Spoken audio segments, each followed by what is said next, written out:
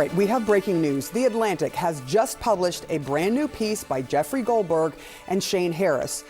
And it has the details and the text messages that the government says was not classified. And it tells you all about what is happening 31 minutes before they launch the planes that drop the bombs in Yemen. Brian Stelter joining us now with more details. There are huge revelations in this, and they certainly, how would you describe what you're seeing in the text messages? These are shockingly detailed descriptions of the bombs that are about to fall in Yemen, and Jeffrey Goldberg is getting these details many minutes before the bombs fall. If this is not classified information, I would like the president to tell us what would count as classified information. Now, The Atlantic is publishing this on theatlantic.com because Trump and his aides have said that none of this is classified. That has been the main defense from the Trump White House in the past 2 days, that these text messages were a mistake. Goldberg never should have seen them, but nothing was classified. Nobody was in any danger. That's the argument we've heard advanced. Because of that argument, Goldberg went back to his colleagues and talked with his lawyers at The Atlantic, and they decided to go ahead and publish the text messages that they had originally withheld. Remember, Goldberg withheld some of this information because he thought it could risk national security, because it could have put U.S. military members in harm's way. So now he's decided to go ahead and publish the full unredacted text message chain with one omission. He is still withholding the name of a CIA employee because the CIA has asked him to do so. So that is notable. There still is something in these messages that is considered so sensitive that The Atlantic is choosing not to publish it. But the headline here is that Defense Secretary Pete Hegseth did send detailed descriptions of the military strike in Yemen to this group ahead of time. Goldberg was able to read these messages ahead of time. He looked at it and didn't know if it was real or not, but then he looked on social media and saw that the bombs were beginning to fall in Yemen. People can read this for themselves on the Atlantic website, but what you see in Hegseth's message, the key message here is from Defense Secretary Pete Hegseth, and he specifies the timing for the attack, the first wave, the second wave, which military fighters were going to be used, and exactly what would happen when. So again, if that's not classified information, honestly, I don't know what is. Yeah, I mean, it's really interesting. I just want to quickly read one of the things. It says, time now, weather is favorable, just confirmed with CENTCOM. We are a go for mission launch. And then it describes in detail what they are about to do. So clearly, these are war plans over and over and over again. Pete Hegseth has said these are not war plans. This is going to be a very difficult thing for the administration to deny at this point with this being published. Thank you so much, Brian Stelter. Stick around with us for a second. John? All right. And furiously going through these texts right now to get a sense of what they are. I want to bring in our chief national security reporter, Alex Marquardt. And Alex, what is striking is that some of the messages that were sent before the attack took place talked about which weapons, which aircrafts would be used, and what time the bombs would be dropped.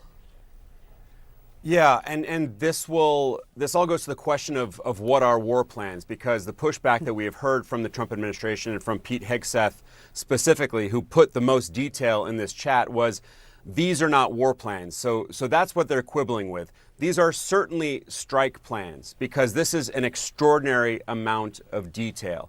Now, The Atlantic is saying that they feel comfortable publishing this because of this repeated pushback from the administration, that what we are looking at is not classified. But I just want to reiterate what our colleague Brian Stelter said. If this is not classified, we don't know what is. This is some of the most valuable information when it comes to carrying out strikes that, in fact, the CIA Director John Ratcliffe said yesterday, this is the kind of stuff, these pre-strike deliberations should take place in classified channels.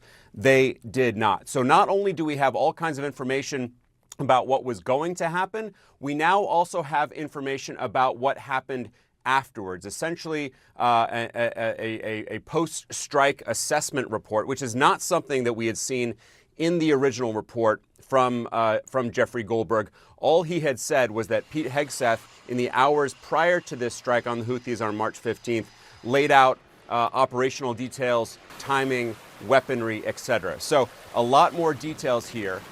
We have at 12:15, Pete Hegseth says the first launch of F-18s. And then in all caps, as he's laying out the timing of how this is going to go, he writes, "This is when the first bombs will definitely drop." That is extraordinarily sensitive information.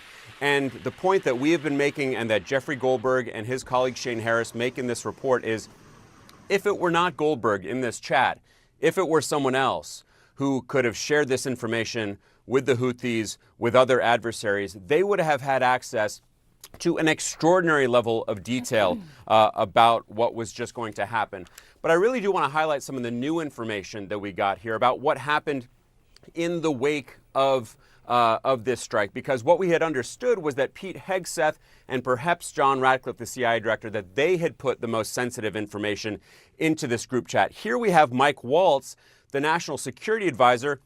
He's also adding some extraordinarily sensitive information into this chat because he gives the group a sense of what happened in the aftermath. He writes that a building collapsed. He actually said that specifically to J.D. Vance, the vice president. He talks about this building collapsing, the fact that they were able to kill what he called the top missile guy who was walking to his girlfriend's building, and it has now collapse. So this is an after-action report from the National Security Advisor.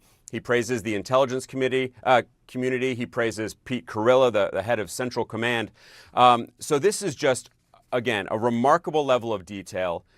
We have heard in the past 24 hours the Trump administration sticking to their guns, saying that none of this is classified information, but that they don't want it out there because they don't want, as Carolyn Levitt said, internal and private deliberations amongst high-level senior staff to be put out there. They objected to this release, but we now have much fuller detail in terms of what was in these text messages on this Signal chat. And of course, guys, this comes just an hour and 15 minutes before these intelligence officials are supposed to sit down again in front of an intelligence committee on Capitol Hill.